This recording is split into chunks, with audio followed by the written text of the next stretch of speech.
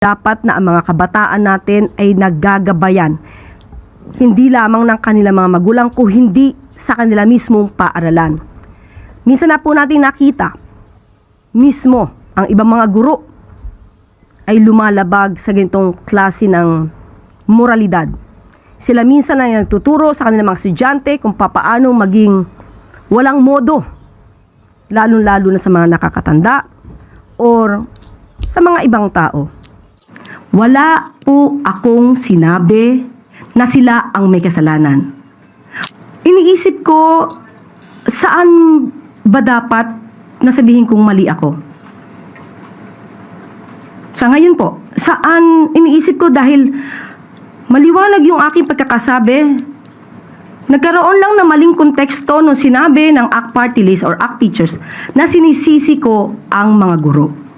Wala po akong sinabi